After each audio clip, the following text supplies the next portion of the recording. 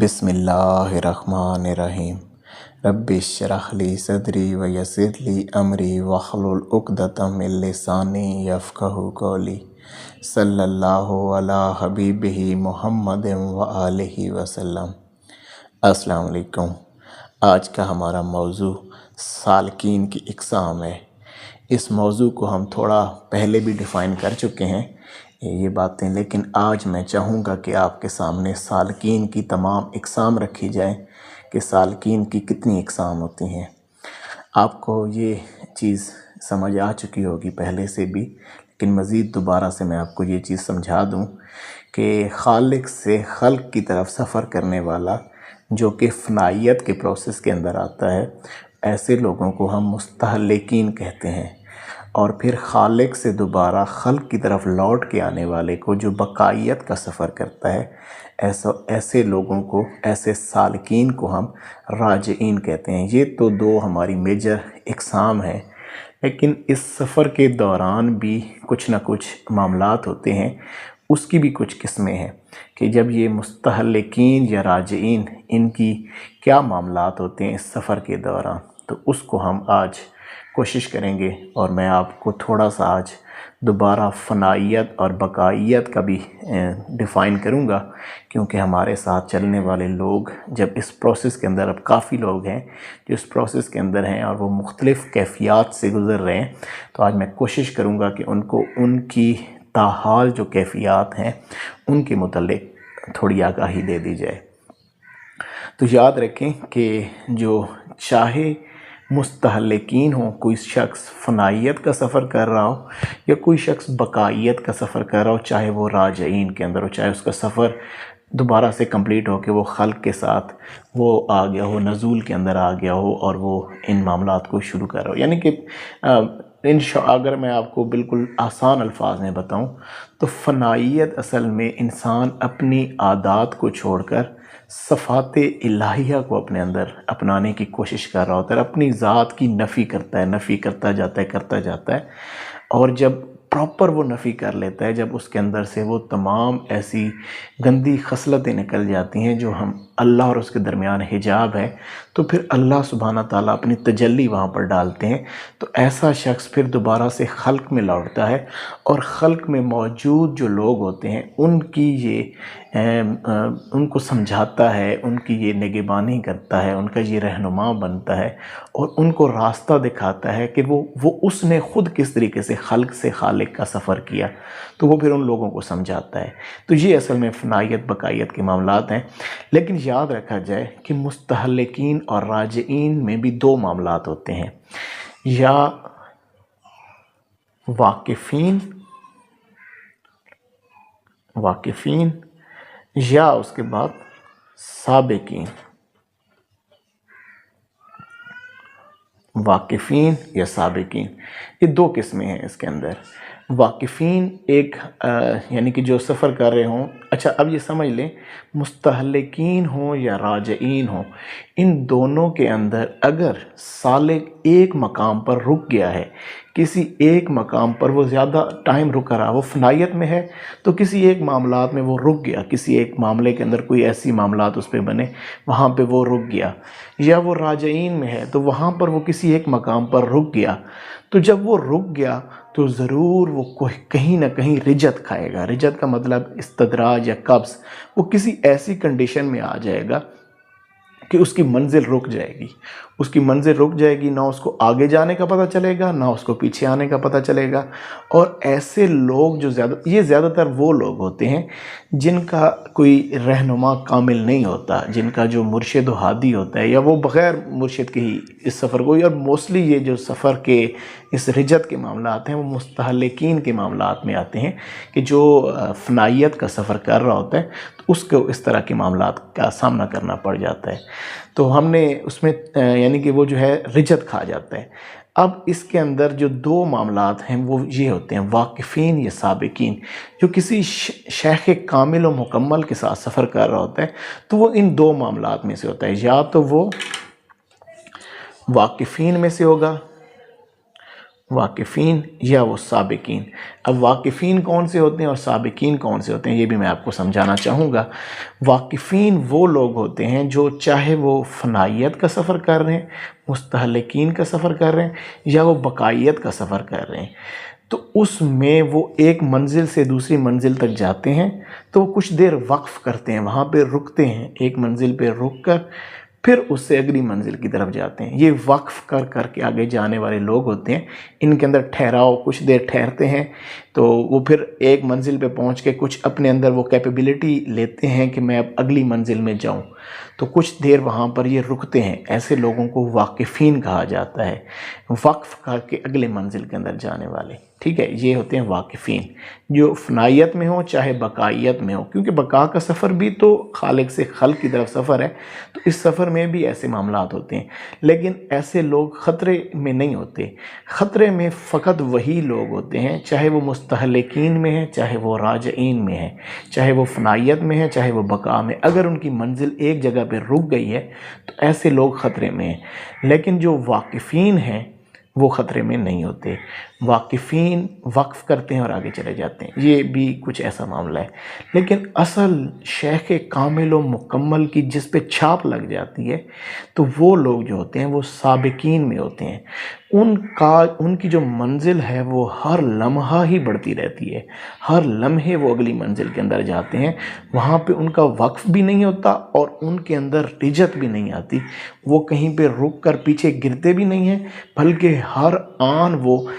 ایسے لوگ جو ہوتے ہیں نا ان کا معاملہ یہ ہوتا ہے کہ وہ فنائیت بھی کر رہے ہوتے ہیں ایک سائڈ پہ، اور دوسری سائڈ پہ ان کی بقا بھی ہو رہی ہے، فنا بھی ہو رہی ہوتی ہے، بقا بھی ہو رہی ہوتی ہے، تو یہ دونوں پروسیس چل رہے ہوتے ہیں۔ یعنی کہ فنائیت میں اللہ کی طرف عروج بھی بے پناہ آگے کی طرف جا رہا ہوتا ہے، اور اس طرف راجعین میں وہ خلق کے اندر بھی مل رہے ہوتے ہیں، ان کے اندر یعنی کہ یہ سمجھ لیں کہ عروج یہ ہے کہ اندر ہی اندر ان کا قلب و باطن اس حد تک اللہ کی ذات میں گم ہو چکا ہے کہ ان کی اپنی ذات رہی نہیں۔ اور راجعین کے اندر اگر دیکھا جائے یا ان کو بقائیت میں دیکھا جائے تو وہ خلق میں آ کر اتنے گھل گئے ہیں کہ وہ دیکھ کے لگتا ہی انتہائی عاجزی، اتنی عاجزی اور بے پناہ عاجز، اور ایسے لوگوں کے اندر گھل مل جائیں گے کہ کوئی چیز یہ جان ہی نہیں پائے گا کہ یہ لوگ اللہ کی طرف اتنا سفر کر چکے ہیں اور یہ اتنی زیادہ اللہ کی عروج کی منازل کو بھی طے کر چکے ہیں۔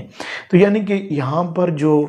بقا ہے، بقا کے اندر بے پناہ عجز و نیاز ہے، اور جو عروج ہے، عروج کے اندر اپنی ذات کی نفی ہے، اپنی ذات کو نفی کرتے کرتے کرتے جب ایک کامل معاملات کھلے تو پھر اللہ تعالیٰ کی طرف سے وہ اللہ کی ذات کی تجلی ملی، اللہ کی ذات کی، اور پھر اس کو عجز و نیاز کے ساتھ دوبارہ خلق میں لوٹا دیا جاتا ہے کہ اب لوگوں کی تم یہاں پر مدد کرو، لوگوں کا تصفیہ کرنے میں ان کی مدد کرو، کیونکہ اب تم تزکیہ کے مقام پر ہو۔ اچھا، اب فنائیت میں نا بہت سارے لوگ یہ پوچھتے ہیں کہ کچھ کیفیات نہیں آ رہی، یہ نہیں ہو رہا، وہ نہیں ہو رہا، تو کیا ہے بھئی؟ دیکھیں، فنائیت اصل میں اپنی ذات کو فنا کرنے کا پروسیس ہے، اپنی ذات کو ختم کرنے کا پروسیس ہے، اپنی صفات کو چھوڑ دینے کا پروسیس ہے۔ آپ جب مستہلکین کے معاملات میں آئے، فنائیت میں آئے، تو آپ نے اپنی ذات کو چھوڑنا ہے، اپنی صفات کو چھوڑنا ہے۔ جس چیز میں آپ کی مرضی شامل ہے، جس چیز کو آپ کا نفس چاہتا ہے کہ یہ چیز ہو، تو سمجھ لیں کہ وہ ابھی آپ کی اپنی ذات کی خواہش ہے۔ آپ نے اپنی نفی کرنی ہے، اور نفی کرنے میں پھر اسبات ملتی ہے، پہلے نفی ہوتی ہے، پھر جا کے اللہ کی طرف سے اگر اس نفی کے دوران اللہ سبحانہ تعالیٰ آپ پہ کوئی کیفیت دے دیں تو بہت اچھی بات ہے، لیکن یہاں پر کوئی کیفیت ڈیمانڈ کرنا یا کوئی اس طریقے سے کہ میں کیا سفر کر رہا ہوں، بس آپ اپنی ذات میں آپ یہ چیز دیکھیں کہ آپ کی جو پرانی خصلتیں تھیں، جو بری خصلتیں تھیں، جو آپ کے اور اللہ کے درمیان حجاب تھے، تو کیا وہ ختم ہو رہے ہیں کہ نہیں ہو رہے؟ اچھا، اسی میں بزرگوں نے فرمایا کہ جو فنائیت کا سفر کرتا ہے اس کو چاہیے کہ یہ 5 عادات وہ ضرور اپنائے۔ خلق سے خالق کا جو سفر ہے، اپنے قلب و باطن سے زنگ اتارنے کا جو سفر ہے، اپنے باطن کو پاک کرنے کا سفر جو ہے، اس میں 5 عادات ضرور اپنائے۔ جی، وہ 5 باتیں یہ ہیں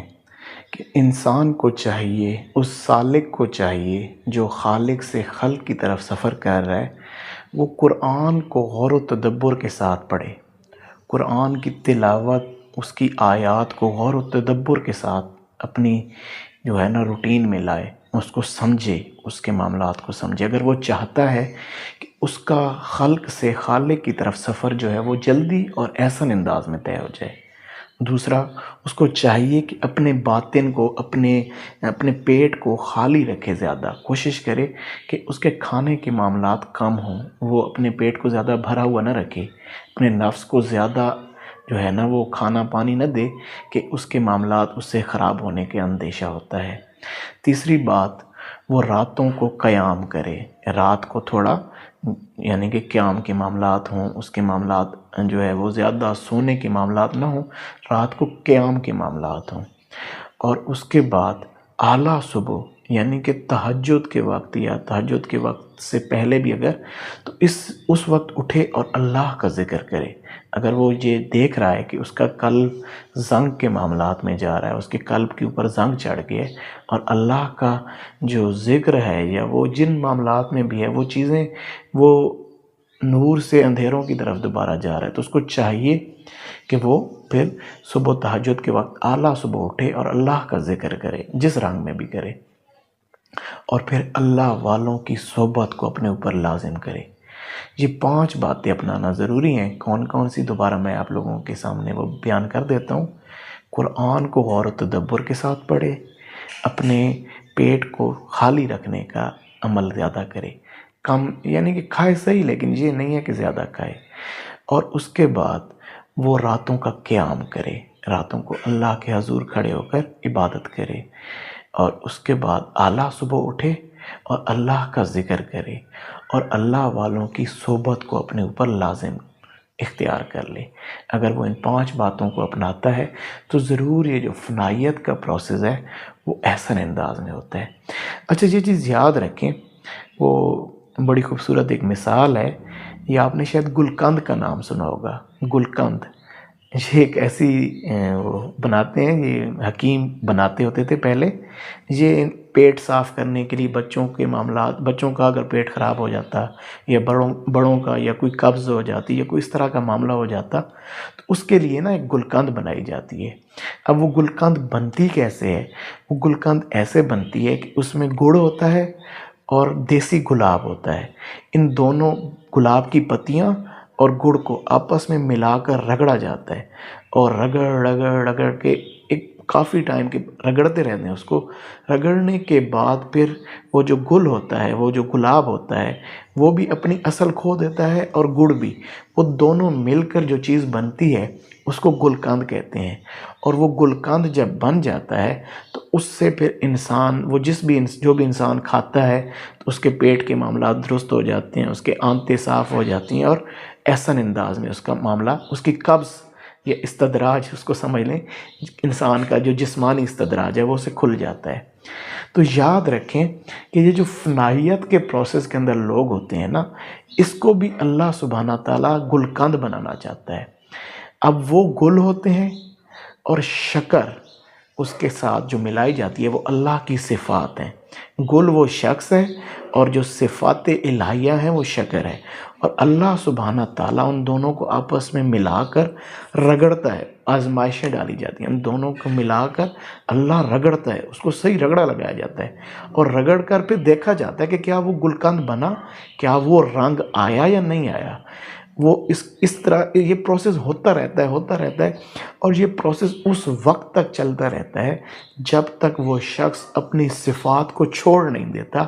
اور واقعتاً وہ اس کی اپنی صفات ختم ہو جاتی ہیں اور اللہ کی صفات اس کے اندر امبیڈڈ ہو جاتی ہیں، اور دونوں کے ملنے سے ایک نئی چیز کریٹ ہو جاتی ہے، اور وہ عام انسان سے پھر اللہ والا بن جاتا ہے،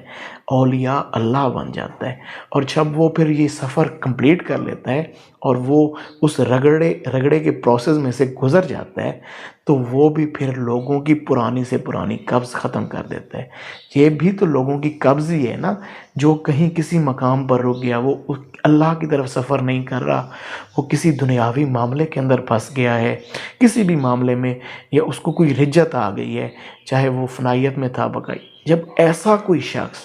جو واقعتاً اس پروسیس میں سے گزر کر گلقند بن چکا ہوتا ہے، اللہ کے اس پروسیس میں سے، آزمائشوں میں سے گزر کر اللہ والا بن چکا ہوتا ہے، تو وہ پھر لوگوں کی پرانی سے پرانی رجتیں ختم کر دیتا ہے، پرانی سے پرانی قبض ختم کر دیتا ہے، اور لوگوں کو اللہ کی راہ پر احسن انداز میں چلنے میں مدد دیتا ہے، اور انہیں بتا دیتا ہے کہ تم نے خلق سے خالق کا سفر کس طرح سے کرنا ہے۔ تو آج کا ہمارا یہ ٹاپک، یہ بس کچھ آپ کو آگاہی دینی تھی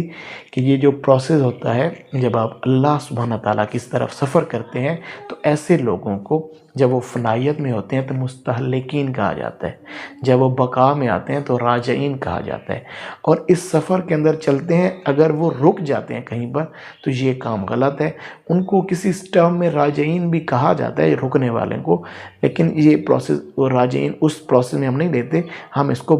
بقائیت میں لیتے ہیں۔ ہم کہتے ہیں کہ اگر کسی شیخ کامل کے ساتھ وہ سفر کرے گا شخص، تو وہ دو معاملات میں ہوگا، یا وہ واقفین میں ہوگا یا وہ سابقین میں ہوگا۔ واقفین جو ہوتے ہیں وہ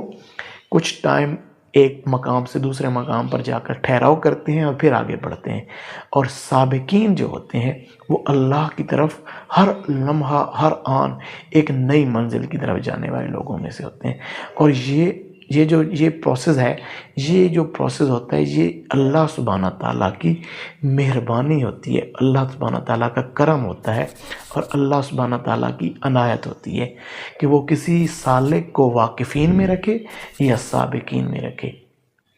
میری دعا ہے کہ اللہ سبحانہ تعالیٰ آپ کو اور مجھے ان تمام باتوں کو سمجھنے اور ان پر عمل کرنے کی توفیق عنایت فرمائے۔ جزاک اللہ۔ السلام علیکم۔